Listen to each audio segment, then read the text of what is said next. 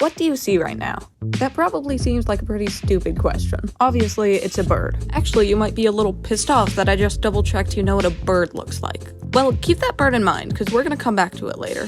For now, though, we're going back to the 80s, like we're a Back to the Future reboot that nobody asked for. Specifically, we're going to 1985, when neuroscientist Oliver Sacks published a book on his wildest patients, beginning with an absurd story about one he called Dr. P. Dr. P was a great guy. He was a teacher, a musician, an artist. He was basically Jack Black by the end of School of Rock.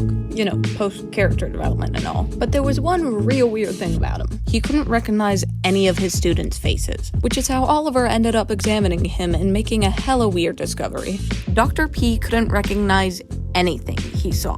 Where you and I would see a train, Dr. P would just see a bunch of lines. When shown a glove, he had no clue what he was looking at and asked to hold it. He continued to feel it up like no glove was ever meant to be felt up, and then described it as a continuous surface enfolded on itself with 5 pouches, saying it might be a purse. Yeah, next time it's snowing, try asking your friend if they have any extra continuous surfaces enfolding on themselves with 5 outpouchings you can borrow. See how that one goes. Anywho, Oliver concluded that visually, Dr. P was lost in a world of lifeless abstraction, which is probably not the diagnosis you want to hear. But Dr. P wasn't alone in this Jackson Pollock painting of a life. A year later, a study came out on a man called FRA, who had nearly the same exact symptoms. In one test, FRA was shown pictures of animals and asked to point out the biggest one. And even though he could see them all perfectly fine, he couldn't do it. But when he heard the names of the animals, he could do it flawlessly. In another test, he was asked to pair pictures of similar objects, like a Tesla and a minivan, and was unable to match the visually dissimilar but functionally identical objects. And in yet another case, a 25-year-old came out of a coma unable to recognize objects, body parts, pictures, and letters. But wait,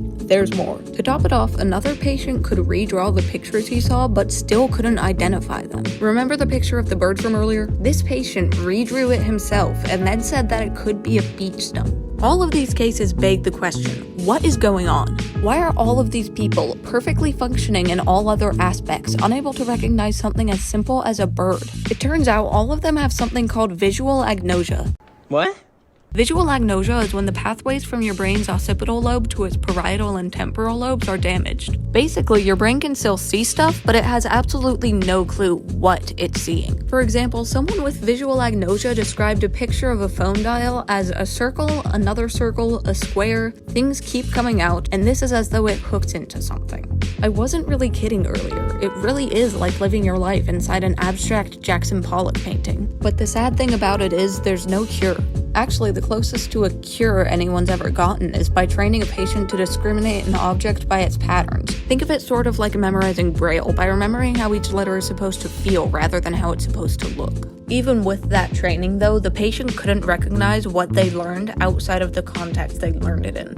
Mi poo-poo! And even if the training did work, we see so many things every day that it would be nearly impossible to memorize every single pattern. I found garbage and it has chocolate on it. Let alone memorize which can be grouped together, like the minivan and the Tesla from earlier. But what do y'all think? What do you think would be the worst part of living with visual agnosia? For me, I feel like it'd be like, I would be terrified of like getting home and then trying to walk in the door and realizing this isn't my house and having to apologize to the neighbors many, many times. So yeah, what do y'all think would be the worst? And what's your favorite medical mystery you've learned? Let me know in that silly little comment section. Or don't, but I'd really rather you do. Okay, bye.